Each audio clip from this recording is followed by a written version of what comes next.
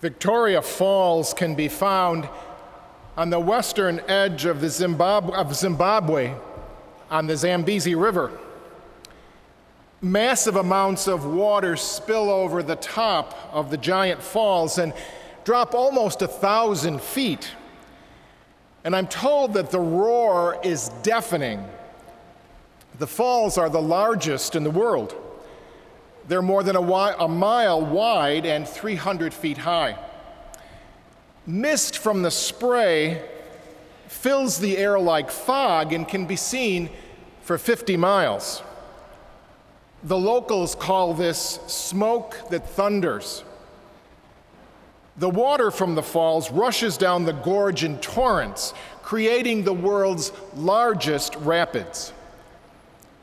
Now, in the United States, the highest class of rapids that you are allowed to raft through would be a Class 5. The Zambezi River's whitewater rapids are a 7 or an 8. And once again, I'm told that if you are courageous enough to go whitewater rafting on the Zambezi River, your guide will tell you this when you get into the boat. He'll say, "When the raft flips," not if. He'll say, "When the raft flips, stay in the rough waters." Now, he'll tell you this because so often you would be tempted to swim towards the stagnant water at the edge of the banks. But your guide will tell you, do not do that, because it's in the stagnant waters that the crocs wait for you. And they're large and they're hungry. That's a terrifying thought. Large and hungry crocodiles. But it's also a terrifying thought to stay in the rough waters.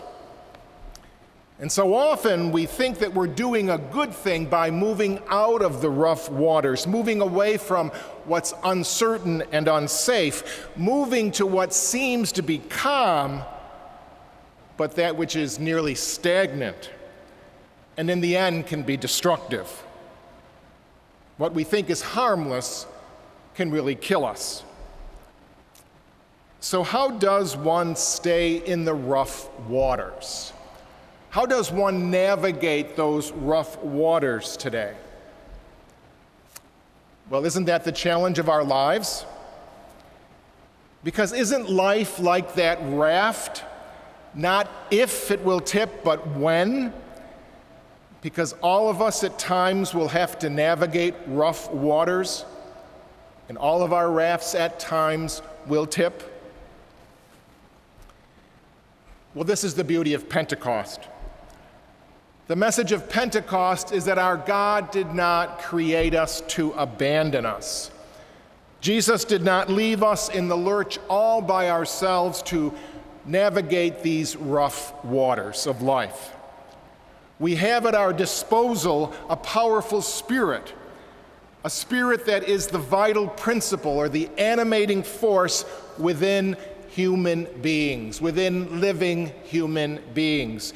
And the expression of this spirit, the expression of this animating force, is courage. It takes courage to stay in the rough waters. It takes courage to navigate the rough waters. It takes courage to be in the uncertain and the unsafe. What the locals in Zimbabwe call the mist from the falls, the smoke that thunders, is what the followers of Christ call the Spirit of God, our smoke that thunders in each one of our lives, if we will tap into that power that's available to each one of us. I imagine that all of us would admit that we live in a world that's desperately in need of courage, and we are desperately in need of the power of Pentecost that we celebrate this weekend. I think all of us would also admit that we desperately need courageous leaders today. And we often look around and all we see are people who swim away from the unsafe and the uncertain towards that which is stagnant. Too many of our politicians do only what they think will get them reelected. Too many of our CEOs do only what they think will bring in more profit.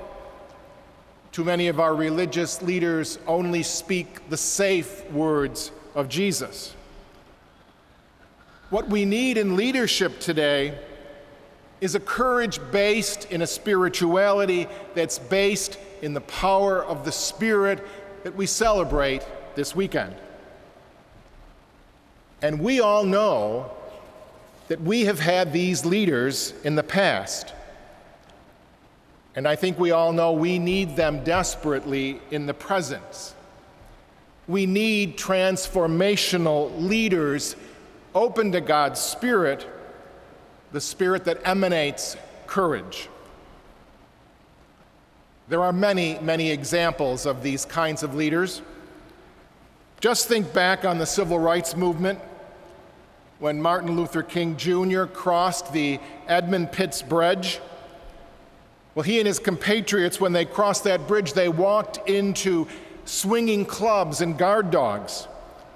But they did not rush away from that. They did not swim to stagnant waters out of fear. But they stayed in those rough waters because they were aware of God's Spirit moving through them.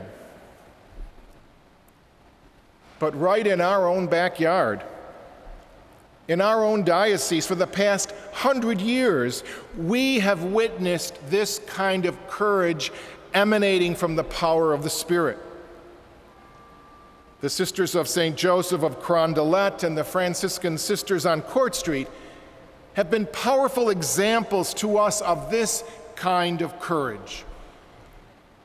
Mary Ann Cope, one of the founders of St. Joseph's Hospital, moved out of our territory and went into the turbulent waters of leprosy in Malachi. And our own Sister Judy Hawley from St. John the Evangelist, who for the last 30 years has welcomed all kinds of immigrants to the north side of our city from Vietnam, from the Sudan, and from Burma. We owe a great debt to these sisters who have modeled for us what real transformational leadership is all about. It's a leadership grounded in the spirit of Pentecost and expressed in the courage to stay in the rough waters. These sisters have never swum towards that which is stagnant. They have exemplified courage, and they have transformed our world.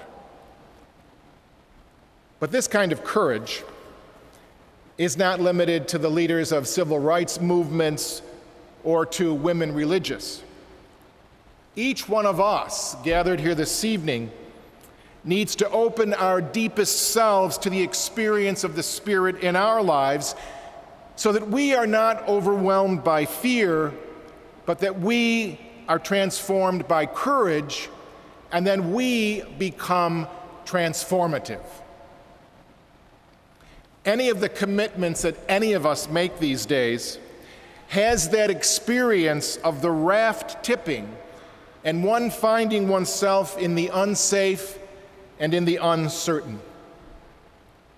Marriage, for instance, demands hard work every single day. There are so many alluring escapes from the rough times, the uncertainty, which is unsafe, that deceives so many spouses thinking that it's safe, like overwork or extra relationships or too much time apart. We could go on and on. To be married today and faithful demands courage rooted in spirit. To be a parent demands great courage today. You cannot be a friend to your child. Your child needs a parent. Your child needs tough love at times. What you might think is safe can often bring disaster. And there are many, many examples that we could continue on with educators, physicians, nurses, any of us who deal with the public. Courage rooted in spirit is so needed so as to not give in to the temptation to flee to that which is stagnant, that which we think is safe, but is never life-giving and is never transformative. Mist from the spray in Zimbabwe fills the air like fog and can be seen for 50 miles. And the locals call it the smoke that thunders. The sound is deafening. What we have gathered in this great cathedral to celebrate this weekend is our smoke that thunders. If we are at all involved in life, just remember, it's not if our raft tips, it's when.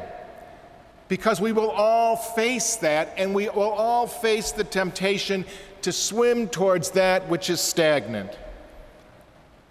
Just remember, the crocodiles are large and they're hungry, and they're waiting for us. It's better to stay in the rough waters.